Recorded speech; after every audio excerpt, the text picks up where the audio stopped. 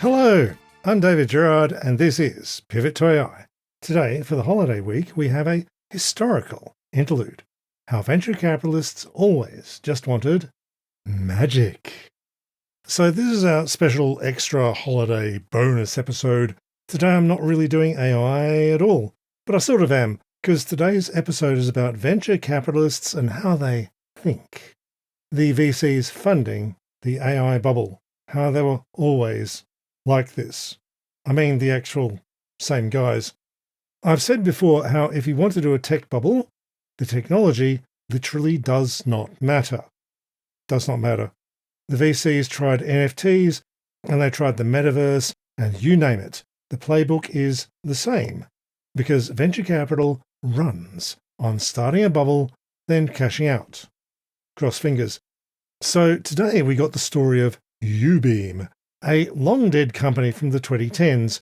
uBeam's pitch was they would charge your phone using energy from sound waves. You send out high-frequency ultrasound with lots of power, very loud. Then you turn vibrations back into electricity, and your phone charges. So I expect the physicists among you are right now going, what on earth? uBeam started in 2011, founded by Meredith Perry and her college roommate Nora Dreck. Perry's an astrobiologist who is not any sort of physicist or engineer, but she figured lateral thinking would let her do things that mere physicists thought were unfeasible. I ordered a few ultrasonic transmitters and receivers online and got an electrical engineering student to help me wire a few things together. We were able to prove that you could beam a tiny amount of power over about an inch. This was enough to keep me going. We won the student invention competition, and a few days later, I was told that Walt Mossberg, the senior technology columnist for the Wall Street Journal, wanted to speak to us. This was crazy. He told us that if we could build a real prototype of this technology, we could demo it at his annual tech conference. Perry demoed uBeam at Mossberg's All Things Digital conference in 2011, transmitted a tiny amount of power by ultrasound over about a meter. At this point, everything took off. In 2012, uBeam got $10 million from Peter Thiel, Mark Cuban, and Mark Andreessen. Cuban said later how he hadn't even seen a demo before he put his money in. uBeam got another $21 million of funding later on. And you'll note that in 2025, all these guys are super into AI. Venture capitalists will tell you they don't invest in products. They invest in people. They want someone who thinks like they do. People like themselves. People who sell. And Meredith Perry sold as hard as possible. Nobody else got credit. Perry presented herself as uBeam's sole genius. Her co-founder Nora Dreck had to sue Perry to keep her credit as co-founder. Perry got a Forbes 30 under 30 in 2012 and still isn't in jail. Fortune ran a piece on Perry with the headline, "Is this woman the next Elon Musk?"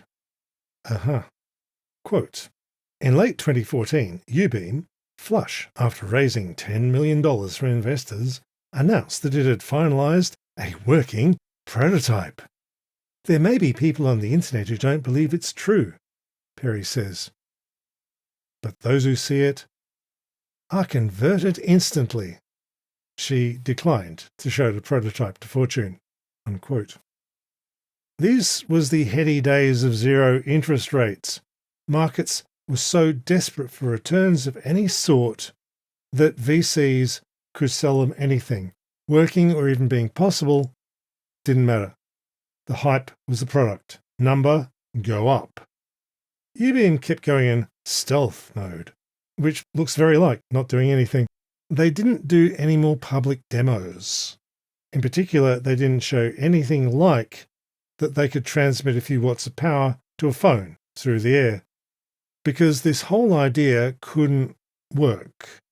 people did calculations like in an ideal, perfect setup. If you sent 100 decibels of ultrasound, loud enough all your pets are going to cry, you could turn that into 0.1 watts of power at the other end, ideally. Charge your phone in weeks. The actual sound level uBeam was talking about was 155 decibels of ultrasound, just in your room all the time, to get any usable power to you. That level of high-frequency ultrasound won't immediately deafen a human, but it's very uncomfortable to be around. By 2015, IEEE Spectrum was running articles on how uBeam couldn't work in theory, and there was no evidence it could work in practice. A whole lot of uBeam engineering staff had left. None of the engineers named on uBeam's patents were still at the company. By 2016, the company's own former VP of engineering, Paul Reynolds, had started a blog on how uBeam had nothing and this stuff just didn't work. Did the venture capitalists paying for all this worry? They did not. A contact of ours, a name some of you might remember, a blogger called SU3SU2U1, he tried getting the word out about uBeam at the time. He wrote up a conversation he had with an investor about why the investor had put money into a literally impossible plan. Quote, "Had a long call today in which he explained to me he didn't invest because he thought they'd ever be a viable business. He invested because he thought between their pitch/charisma and the names of the investors backing them, they'd be able to get several rounds of funding and he'd be able to cash out." Unquote. The only plausible endgame for the investors was find a greater fool. That's it. That was the business model. Find a greater fool than yourself. uBeam kept producing nothing and burning money. It laid off half its staff in 2018. Perry stepped down as CEO. uBeam tried to get into licensing its non-existent tech. Here's a promo video from 2019 when uBeam was mostly broke. YouTube viewers can see this looks like a Kickstarter video because it's just stock footage, but they put little charging animations on top of stuff. Aerospace, medical, automotive, wherever you need to keep critical devices charged and always on, uBeam's turnkey hardware and software solutions give you the ability to keep network sensors and devices running. That's the turnkey hardware and software solution that never existed. uBeam changed its name to Sonic Energy. Sonic Energy fired everyone in 2021 and finally shut down by 2024. Meredith Perry now has a new startup called Elimind that claims to be at work on wearable neurotech.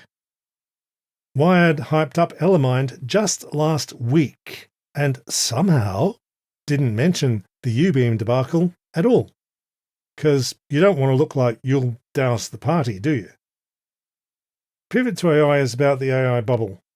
But the AI bubble is fundamentally a huge venture capital scam, and the same bozos, literally the same actual guys, pitching the AI, they're doing it the same way they were pitching uBeam and other fake tech last decade. None of this stuff works. None of it has to work. The hype is the product. Don't be fooled. Of course, if you're Mark Cuban, knock yourself out. Thanks for tuning in to Pivot to AI. Our next episode is on Monday, and we'll be firmly back to AI every weekday. If you enjoy Pivot to AI, remember, we're kept going at all by you, our dear viewers and listeners. If you want Pivot to AI to be able to keep doing this, please put your $5 into the Patreon linked in the show notes. There's a coffee for one-off donations. And tell all your friends about this episode. Thank you all, and Happy New Year. I'll see you next Monday. Bye for now.